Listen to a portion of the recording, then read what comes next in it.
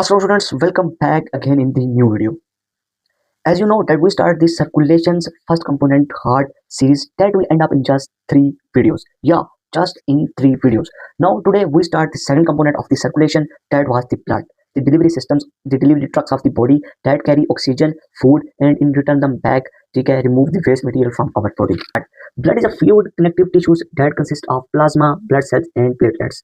About 8% of our body weight is due to blood and average adult possesses about 5 to 6 litres of the blood. सही है। अब अगर हमारे पास blood की बात की जाए तो ब्लड के अंदर हमारे पास मेनली दो चीजें होती हैं, प्लाज्मा और फॉर्म एलिमेंट्स। ठीक है। प्लाज्मा हमारे पास होता है वो 55% ऑफ द ब्लड होता है। ठीक है, as shows in the figure. और हमारे पास जो 45% होते हैं वो हमारे पास क्या होते हैं, सेल्स होते हैं। ठीक है। अब हमारे पास अगर प्लाज्मा की बात की जाए तो प्लाज्मा में हमारे पास सॉलिड्स जो होते हैं वो 7 to 8% होते हैं और हमारे पास मेनली जो प्लाज्मा के अंदर हमारे पास वाटर होता है 92 to 93% एंड हमारे पास ना minute amount of gases present होती है like carbon dioxide, oxygen and nitrogen. अब हमारे पास फॉर्म एलिमेंट्स की बात की जाए जो हमारे पास 45% ऑफ द ब्लड को बना रहे होते हैं, इसमें हमारे पास आता है red blood sales, white blood cells and हमारे पास प्लेटलेट्स। ठीक है। Red blood sales, white blood cells and platelets. Now हमारे पास यहाँ पे कुछ एमसीक्यूज या कुछ इंपॉर्टेंट या बेसिक फैक्ट्स हैं। ठीक है, जिसको ना आपको ना लाजमी याद रखना है। ठीक है। सबसे पहले अगर हमारे पास बात की जाए तो ब्लड का हमारे पास जो पीएच होता है वो होता है 7.35 to 7.45 that was slightly alkaline. अगर इसके टेंपरेचर की बात की जाए तो 38 सेल्सियस होता है। ठीक है। और इसका कलर हमारे पास रेड होता है ड्यू टू हेमोग्लोबिन। ठीक है, that was present in the red blood cells. आगे हम लोग फर्दर जो है ना वो इसको ना इंडिपेंडेंटली एक एक कंपोनेंट को पढ़ेंगे। सही है। और हमारे पास जो अडल्ट ब्लड वॉल्यूम होता है वो होता है 4.5 to 6 लीटर। ठीक है। अब हम इसको ना एक एनालॉजी की मदद से समझने की कोशिश करते हैं। ठीक है।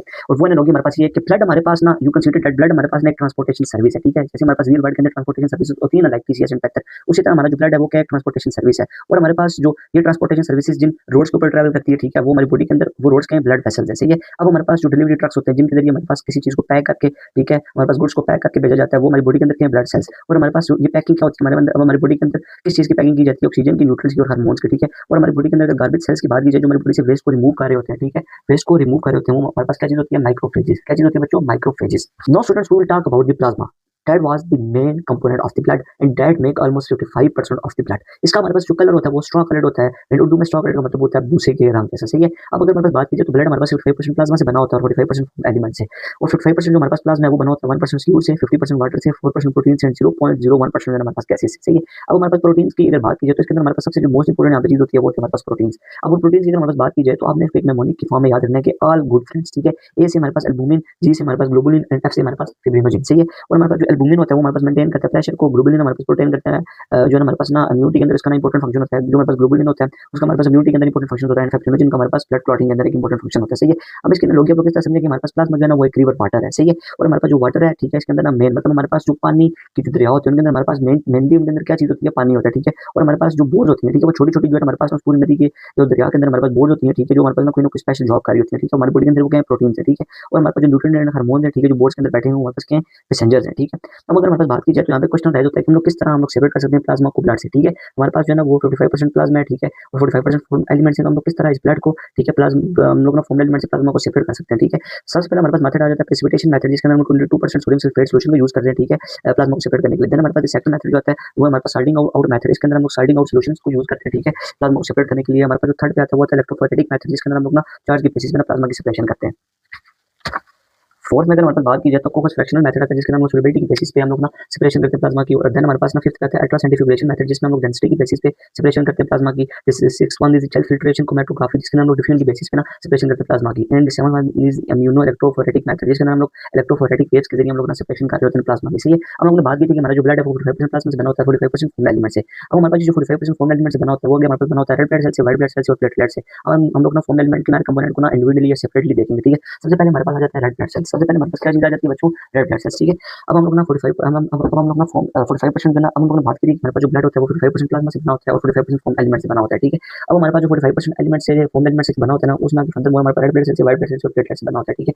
ये फॉर्म एलिमेंट हम लोग किसकी चीज को कह रहे होते हैं, platelets, white blood cells, red blood sales. अब अगर हमारे पास बात की जाए तो आपको याद रखना है कि रेड ब्लड सेल्स का हमारे पास एक और नाम होता है एरिथ्रोसाइट। ठीक है। जैसे कि हमारे पास रेड की क्या स्पेलिंग है, RED, तो हमारे पास R जो के बाद E आता है और E से याद रखना है एरिथ्रोसाइट। इसके स्ट्रक्चर्स की बात की जाए तो इसके हमारे पास ना बाइकॉन्केव डिस्क शेप स्ट्रक्चर होता है। मैंने देखा ना कि कुदरत की शान है कि अल्लाह ताला ने हमारे पास जो रेड ब्लड सेल्स की ना बाइकॉन्केव डिस्क शेप स्ट्रक्चर रखा हुआ है ताकि हमारे पास ज्यादा से ज्यादा जो है ना वो अपने अंदर ना एरिया को कवर अप कर सके ताकि हमारे पास ना इजीली जो है गैसेस एक्सचेंज हो सके। ठीक है। उसके बाद हमारे पास यहाँ पे एक इंपॉर्टेंट चीज याद रखने वाली है कि हमारे पास ना जो हमारे पास ना रेड ब्लड सेल होते हैं उनका न्यूक्लियस नहीं होता। ठीक है। उसके अलावा हमारे पास ये पैक करते हैं हेमोग्लोबिन को। हेमोग्लोबिन हमारे पास एक इंपॉर्टेंट कंपोनेंट है रेड ब्लड सेल्स का। ठीक है। जो हमारे पास ना आयरन जो है ना वो कंटेनिंग प्रोटीन होता है और हमारे पास ईच हेमोग्लोबिन जो है बाइंड हुआ होता है ना ऑक्सीजन के मॉलिक्यूल्स के साथ। ठीक है।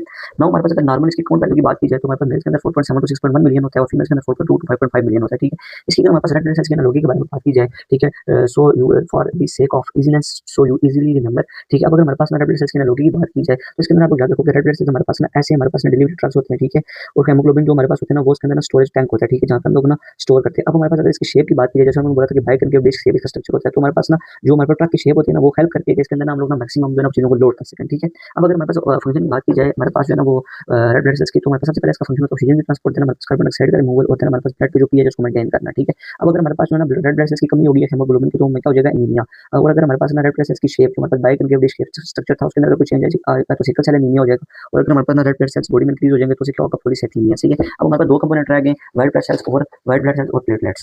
तो हमने बात की थी कि हमारे पास ब्लड 100% जो होता है 55% हमारे पास प्लाज्मा से बना होता है, 45% हमारे पास फोम एलिमेंट से। रेड ब्लड सेल्स के बारे में हमने बात की जिसको हम लोग इलेक्ट्रोसाइट्स भी कहते हैं। अब हमारे पास आता है व्हाइट ब्लड सेल्स जिसको हम लोग ल्यूकोसाइट्स भी कहते हैं। इसका हमारे पास क्या फंक्शन है, बॉडी के डिफेंस में और बॉडी की इम्यूनिटी में, ठीक है। और इसका हमारे पास नॉर्मल काउंट होता है 4000 टू 11000 सेल्स, ठीक है। अब अगर हमारे पास व्हाइट ब्लड सेल्स के हमारे पास ना फर्दर जो है इसकी दो टाइप्स में डिवीजन कर दी गई है, ग्रेन्युलोसाइट्स और एग्रेन्युलोसाइट्स, ठीक है। जो हमारे पास ना ग्रेन्युलोसाइट्स होते हैं इसके अंदर हमारे पास न्यूट्रोफिल्स आ जाता है, एसिनोफिल्स आ जाता है, बेसोफिल्स आ जाता है, ठीक है। जो हमारे पास न्यूट्रोफिल्स होते हैं वो फाइट करते हैं बैक्टीरिया से, एसिनोफिल्स हमारे पास पैरासाइट्स या एलर्जी से, और बेसोफिल्स हमारे पास रिलीज करते हैं हिस्टामिन को, ठीक है। और हमारे पास जो एग्रेन्युलोसाइट्स होते हैं इसके अंदर हमारे पास लिम्फोसाइट्स आ जाते हैं, मोनोसाइट्स आ जाते हैं। लिम्फोसाइट्स हमारे पास एंटीबॉडी प्रोटेक्टिव जो है ना वो हमारे पास आ जाते हैं। ग्रेन्युलोसाइट्स हमारे पास लिम्फोसाइट्स और मोनोसाइट्स होते हैं। लिम्फोसाइट्स हमारे पास एंटीबॉडी को प्रोड्यूस करते हैं, ठीक है। मोनोसाइट्स हमारे पास ना मैक्रोफेजेस को बन जाते हैं, ठीक है। हमारी बॉडी से ना जो है ना वो वेस्ट को जो है ना वो रिमूव करते हैं, ठीक है। अगर हमारे पास इसके लोगी की बात की जाए, ठीक है, तो इसके अंदर हमारे पास जो है ना न्यूट्रोफिल्स होते हैं ना वो हमारे पास फ्रंट लाइन सोल्जर्स होते हैं, ठीक है। लिम्फोसाइट्स हमारे पास ना इंटेलिजेंस एंड वेपन, ठीक है, डेवलपर होते हैं। और हमारे पास मैक्रोफेजेस होते हैं वो क्लीन अप स्क्वाड होती है, ठीक है, जो हमारी बॉडी से ना डिफरेंट जो है ना वेस्ट प्रोडक्ट को क्लीन करती है। अब अगर हमारे पास इसके डिजीज की बात की जाए तो इसका हमारे पास जो सबसे पहला डिजीज होता है, ठीक है, उसके अंदर हमारे पास ल्यूकीमिया आ जाता है, ठीक है, ब्लड कैंसर होता है। देन हमारे पास ल्यूकोसाइटोसिस आ जाता है। अगर हमारे पास व्हाइट ब्लड सेल्स के अंदर इंक्रीज होगा तो लाइकोसाइटोसिस हो जाएगा, और अगर व्हाइट ब्लड सेल्स के अंदर डिक्रीज होगा तो लाइकोपीनिया हो जाएगा, सही है। अब हमारे पास जो थर्ड कंपोनेंट आता है उसका नाम है हमारे पास प्लेटलेट्स, ठीक है। जब अब हमारे पास जो थर्ड कंपोनेंट आता है, ठीक है, फोम एलिमेंट उसका नाम है प्लेटलेट। प्लेटलेट्स को हम लोग थ्रोम्बोसाइट्स भी कहते हैं। इसका फंक्शन होता है ब्लड क्लॉटिंग या वेसल रिपेयर में, ठीक है। इसके आप लोग एनालॉजी से याद होगा कि जो हमारे पास प्लेटलेट होता है ना वो हमारे पास ना रिपेयर वर्कर्स होते हैं, ठीक है। जैसे ही हमारे पास ना जो है ना वो ब्लड वेसल्स में, ठीक है, किसी भी जगह पे हमारे पास इंजरी होती है तो ये प्लेटलेट्स वहाँ पे रश करते हैं और सील करते हैं लीकेज को, ठीक है। और हमने पढ़ा था कि हमारे पास ना ये बहुत ज़्यादा इंपॉर्टेंट रोल अदा करते हैं ब्लड कोगुलेशन के अंदर, ठीक है। Now students we will revise, ठीक है।